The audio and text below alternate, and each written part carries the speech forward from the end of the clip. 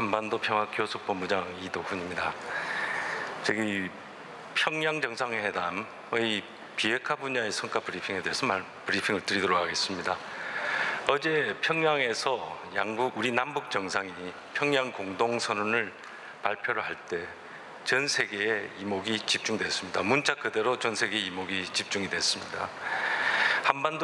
한반도의 비핵화 그리고 평화 정착 문제가 세계인의 문제, 세계인의 관심사가 되었다는 것이 사실입니다. 저는 그래서 이번 평양 정상회담의 그 외교적 측면, 특히 한미 공조와 한미 간의 협력 문제를 중심으로 해서 말씀을 드리도록 하겠습니다. 여러분 잘 아시겠지만 지난 밤 사이에 트럼프 대통령이 직접 트위터를 날렸습니다. 북한 문제 관련해서 엄청난 진전이 이루어내는 중이다고 평가를 했습니다. 폼페이오 국무장관도 성명을 발표를 했습니다. 평양 정상회담 결과를 환영을 하고 북미 관계를 변화시키기 위해 북한하고 협상을 할 준비가 되어 있다. 여기서 중요한 대목은 협상할 준비가 되어 있다는 겁니다. 특히 구체적으로 다음 주 유엔 총회 계기에 리용호 북한 외무상을 초청하고 그다음에 실무 협상을 비엔나에서 갖자고까지 이야기를 했습니다. 미국뿐 아닙니다. 일본 그리고 중국, 러시아도 일제히 환영을 표하면서 우리의 노력에 대해서 지지를 하고 비핵화의 본격적인 진전을 기대하였습니다. 여러분 돌이켜보면 지난 2008년 이후에 전혀 움직임이 없었던 비핵화 분야의 진전, 비핵화 협상이 지난 2월 달에 평창올림픽 그리고 3월에 특사방북 이어서 4월 27일 역사적인 남북 정상회담 그리고 한미 정상회담을 거쳐서 미북 정상회담, 북미 정상회담으로까지 이어졌습니다. 그 과정에서 지금 여기까지 왔습니다. 이것은 결코 작은 진전이라고 볼 수 없습니다. 특히 또 지금 6월 12일 그 북미 정상회담 이후에 교착 상태에 있던 이 상황에서 이번 평양 정상회담에서 합의를 이루어내므로써 북한과 미국 양측의 대화의 물꼬가 다시 튀었다. 이렇게 말씀드릴 수 있겠습니다. 평양 선언하고 그리고 미국 쪽 성명을 잘 읽어보면 양측이 대화를 통해서 비핵화 문제와 평화 정착 문제를 풀어나가겠다는 의지가 엿보입니다. 분명히 엿보입니다. 작년 이쯤에 그 군사적 옵션까지 이야기하던 데 비해서는 엄청난 진전입니다. 여러분도 잘 느끼실 겁니다. 그래서 이제 우리 외교부 그리고 우리 정부로서는 평양 정상회담의 성과를 기초로 해서 유엔 총회와 한미 정상회담 그리고 앞으로 나아가 있을 수도 있는 북미 정상회담 등을 통해서 비핵화의 진전을 가속화시키고 한반도 평화 정착을 더욱 강화시켜 나가겠다는 그런 생각입니다. 이러한 측면에서 이번 평양 회담과 그 평양 공동선언 그리고 이것은 우리 정부가 지금까지 항상 설명을 해왔지만 남북 관계의 진전이 북미 간의 진전을 가져오는 데 밑받침이 될 수 있다는 논리를 반증한 것이라고 저는 생각을 합니다. 지금까지는 항상 회의도 있었습니다. 남북 간에 먼저 한다고 해서 어떻게 비핵화로 가느냐. 근데 여러분이 보셨지만 어떤 분들한테는 작은 성과라고 볼 수 있지만 저에게 보면 큰 성과입니다만 이런 식으로 성과를 만들어내고 다시 미국한테 넘겨줄 수 있다는 것이 우리의 역할이 분명히 자리를 잡았다는 생각이 듭니다. 여러분 잘 아시지만 그 처음에 4월 27일 날 우리 정상회담을 하고 그 다음에 그 북미 정상회담으로 넘겨주려고 할 때 그 사이에 문제가 있었습니다. 그때 2차 남북 정상회담이 또 있었습니다. 지금 6월 12일 이후에 교착 상태가 있었는데 그 상태를 다시 또 하나를 만들어서 움직이게 됐습니다. 이 대목에서 한국 정부의 역할이 없다고 말할 수는 없을 것 같습니다. 이번 비핵화는 이번 평양 정상회담에서의 성과는 실질적 측면에서도 매우 큰 의미가 있다고 저는 생각을 하고 있습니다. 지난 4월에 판문점 선언에서 김정은 위원장과 또 우리 또 마찬가지입니다. 비핵화에 대한 의지를 확인을 했다면 이번엔 그 의지를 구체화할 수 있는 실전적 조치에 대해서 합의를 했다는 것이 중요합니다. 그리고 이 의지를 확인하고 실전적 조치를 이야기할 때 전 세계로 생중계되었던 텔레비 앞에서 했다는 것입니다. 아주 중요한 대목이 그건 것 같습니다. 과거에는 북한이 이 정도로 그것도 최정상급에서 대외적으로 입장을 밝힌 바가 없습니다. 특히 비핵화 문제에 대해서. 또 동창리 엔진 시험장하고 발사대 폐기는 이미 합의되었고 미국 간에 합의되었고 북한이 취하고 있는 조치라고 하지만 미국이 그간 이 문제와 관련해서는 항상 꼭 참관단을 받아들여달라고 요구를 해왔습니다. 왜냐하면 중요한 조치임에는 분명하나 이것을 본인들 북한 자체적으로 해버리면 사실 그걸 증명할 길이 없다, 확인할 길이 없다는 뜻이었습니다. 그 요구도 이번에 수용을 했습니다. 북측에서. 그렇기 때문에 지금 실질적인 면에 있어서도 이번 남북 정상회담에서 이룬 성과는 적지 않다고 분명히 말씀드릴 수가 있겠습니다. 여러분 기억하시겠지만 어제는 9.19 공동성명이 채택된 지 13년째 된 날입니다. 그 이후에 25년 동안 북한이 불가역적으로 핵 폐기 조치를 하겠다고 어떤 급에서든지 정상급은 물론이고 어떤 급에서든지 말한 적 없었습니다. 물론 9.19 공동성명의 내용은 아주 깁니다. 거기에 비해서는 이건 짧다고도 이야기를 해볼 수 있습니다. 하지만 9.19 공동성명으로 갈 때까지 시간은 2년 이상 걸렸습니다. 실무급에서 협상하는데 2년 이상이 가가지고 거기에 도달했습니다.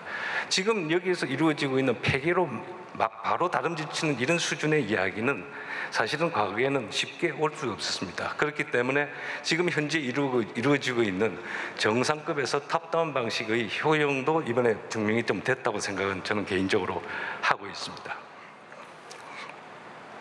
이번에 지금부터 앞으로는 북한이 불가역적인 폐기, 영변시설에 대해서 불가역적인 폐기를 갖다가 이야기를 한 만큼 이제 앞으로 있는 각종 외교적인 절차를 통해서 외교적인 협상을 통해서 구체적으로 어떻게 할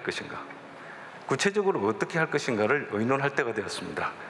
지금까지 여러분들이 단편적으로 다 들은 것만 해도 내용이 많습니다. 북쪽에서는 예를 들어서 미국의 상응 조치, 아주 구체적인 것은 모르겠습니다. 하지만 종전선언에 대한 요구는 분명히 있습니다. 그다음에 북한 쪽에서는 그 동창리에 대해서 전문가가 있어야 된다. 그다음에 영변을 폐기해야 된다. 뭐 이런 이야기들이 있었는데 이 모든 것이 전부 다 서서히 올라와 있습니다. 책상 위로 올라왔습니다. 이제는 그 올라와 있는 여러 가지 요소 그리고 추가적으로 본인들이 원하고 있는 그 요소들에 대해서 서로 만나서 미국과 북한이 서로 만나서 구체적으로 협상할 때입니다.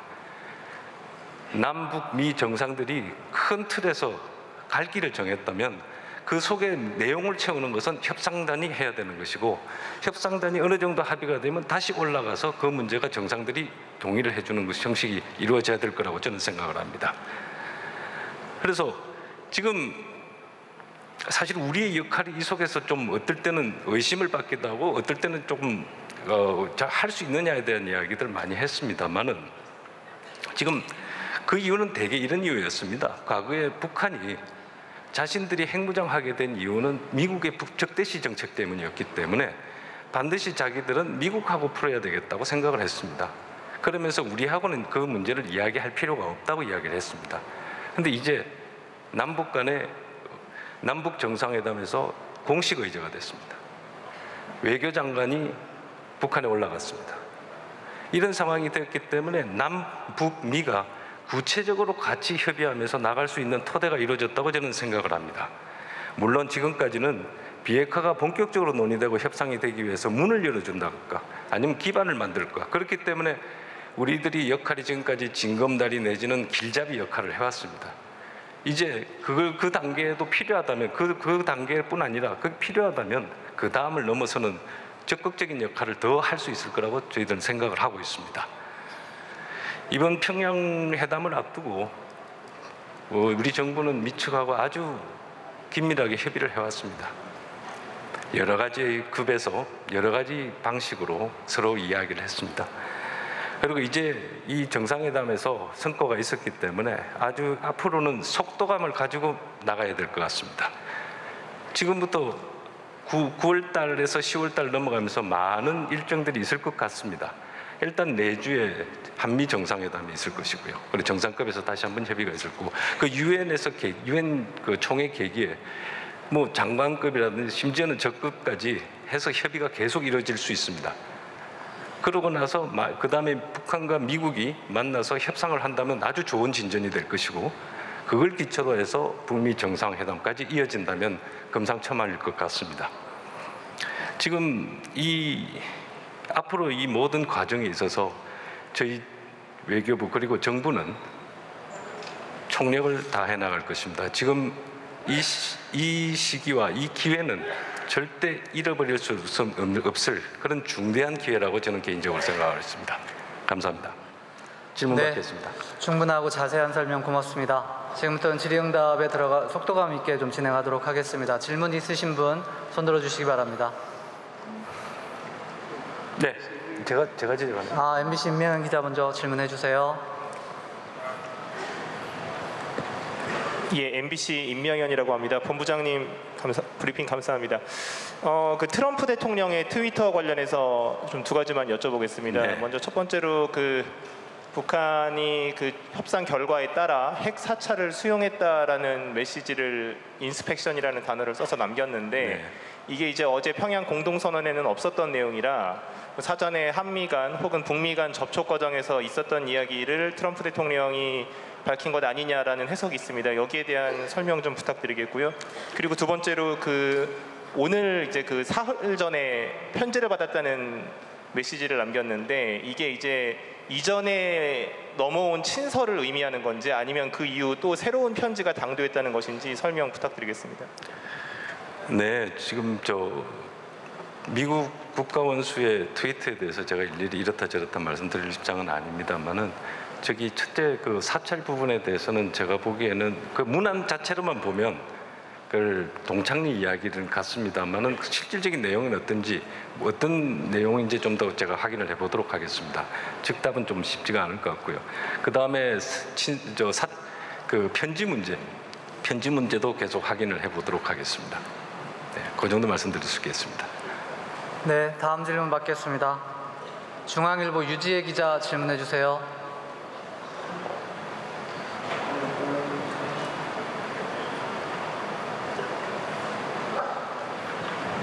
예, 중앙일보 유지혜 기자입니다. 고생 많으셨습니다. 폼페이오 장관이 발빠르게 화답하는 성명을 내놨다고 소개를 해주셨는데요. 보면 평양 공동선언과 폼페이오 장관 성명 사이에 차이가 나는 내용이 좀 있습니다. 한 가지는 공동선언에 명시됐던 미측에 상응하는 조치라는 부분이 영변 핵시설 폐기 부분에서 빠져 있고요. 또 공동선언에는 없는데 미국의 성명을 보면 영변 시설의 폐기가 미국과 IAEA 사찰단의 입회 하에 이루어지는 것을 이제 북한이 약속했다라고 되어 있습니다. 이런 미국의 성명으로 밀어보면 남북 간 합의문의 문서화가 되어 있지는 않지만 북한이 IAEA 사찰단의 복귀 그리고 영변의 전 시설에 대한 핵사찰을 받아들였다라고 저희가 이해를 해도 될지 궁금하고요. 또 한 가지는 특이한 것이 폼페이오 장관이 성명에서 이용호 외무상을 자신의 카운터파트로 특정을 했습니다. 그 의미를 외교부는 어떻게 보시는지 궁금하고요. 다음 주에 유엔 총회 강경화 장관도 대통령을 수행해서 가실 예정으로 알고 있는데 ARF에서 불발됐던 남북 외교장관 회담 혹은 더 나아가서 남북미 외교장관 회담이 추진이 되고 있는지 궁금합니다. 네, 아주 어려운 질문 감사드립니다. 미측 상응 조치, 그다음에 IAEA 사찰단 이런 게 여러 가지 요소가 나오는데 이거는 사실은 뭐가 있었기 때문에 바로 답이 나오는 것일 수도 있고 그다음에 본인들이 요구사항을 다시 한번 성명에다가 담는 수도 있겠습니다.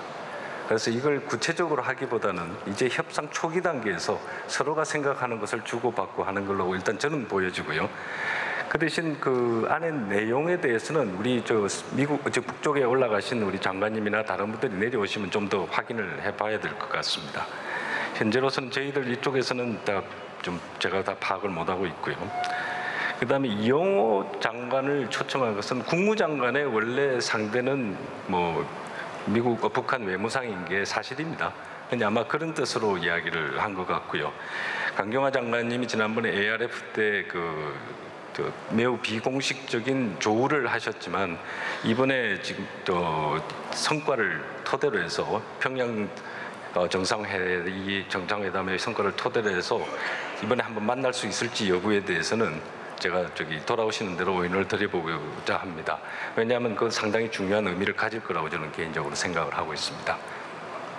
다음 질문 받겠습니다. 뒤에 한겨레 신문 김지은 기자 질문해 주세요.